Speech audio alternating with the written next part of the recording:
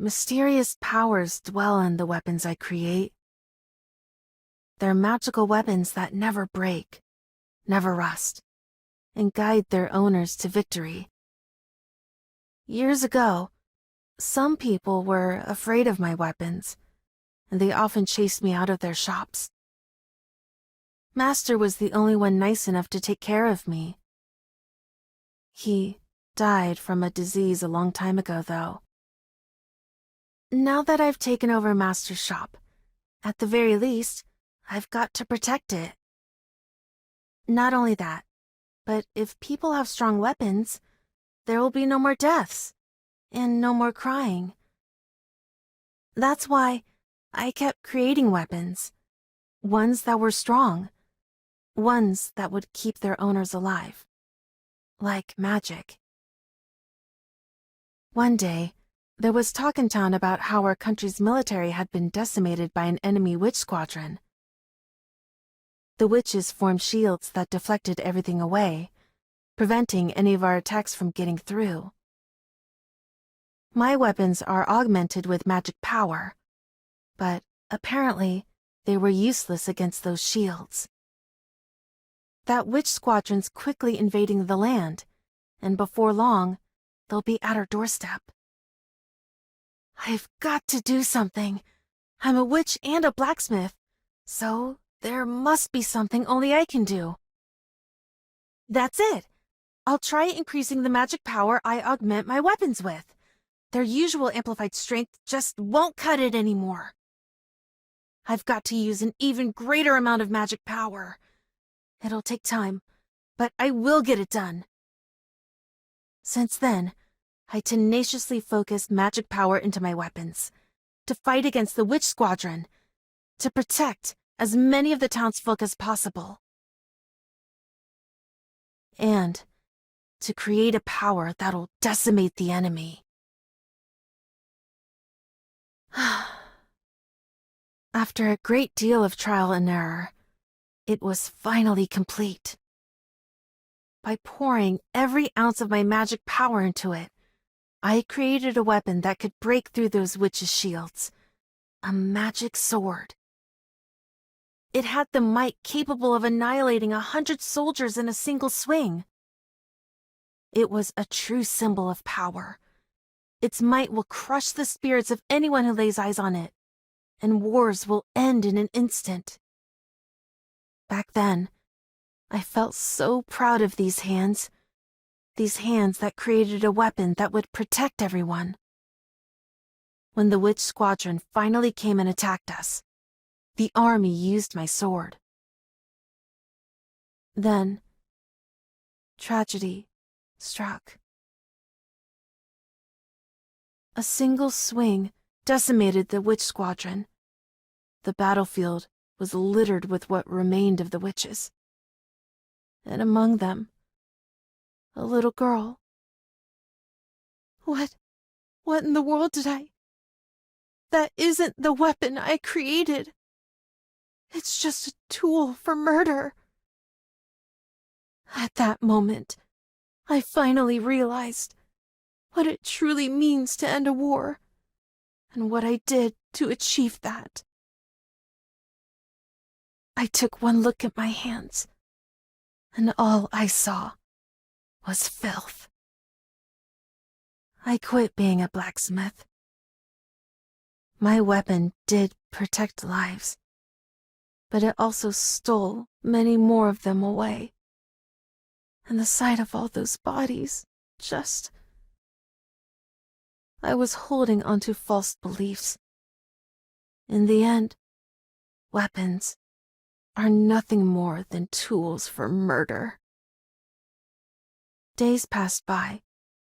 Then I met her, Rishas, the merchant of death. She held her hand out to me and said she needed my power to protect the lives of many. But I brushed her hand aside and told her to stay away from me. I refused. Many have died from a weapon I created, and in such a horrifying way. There's nothing someone like me can protect. But Rishes grabbed my hands and said, "Would you still say that if I told you there were lives these hands have saved?" My weapons saved lives? No way. After all, Rishes then took out an old sword. I recognized it. This sword was something I forged years ago. It's a magic sword that will never break and guide its owner to victory.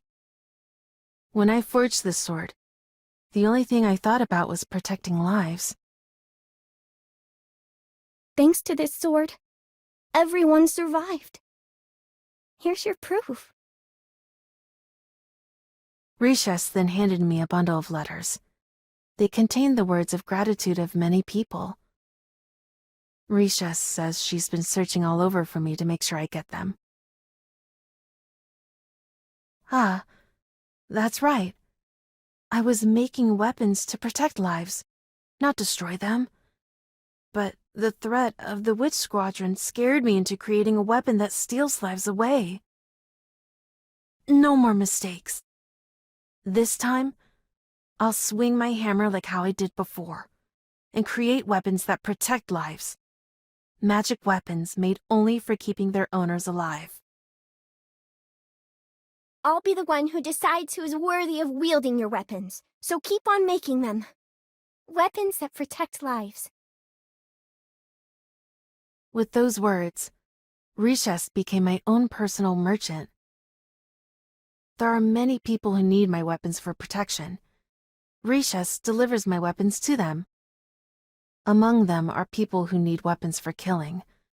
But Rishes hides me away from them and always stays by my side protecting me. She's even started calling me partner. It's just, I'm still uneasy about calling myself Rishes's partner. Not while my hands look as filthy as they are now, at least. I've got to save a lot more people. When I do, though, can I finally call myself Rishes's partner? But, just as I thought, my hands only bring about tragedies. I heard a rumor. That sword which destroyed the witch squadron had turned into an evil sword, raging out of control and attacking anyone who approaches it. I augmented that evil sword with my magic power over a long period of time. I'm sure that same magic power is what's raging out of control. The only way to stop it is to destroy it. But challenging that evil sword needs even more magic power than what dwells in it. That's far beyond what I can conjure up. But I've got to do it. That's my responsibility as the sword's creator. If doing so burns away all the life I have left, so be it. Then, as my hand trembled, Rishes firmly placed hers on top of it. If that's what needs to be done, my power is yours to use, partner. Rishes, why? As I stood there dumbfounded, she spoke to me with the same bright smile she had on the day we first met. We're partners. We share sins, pain, everything. So don't you even think of carrying this burden alone.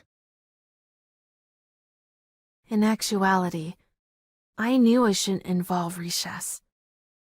This sin is mine to bear. But I didn't have it in me to brush her hand away. Yes, that's right.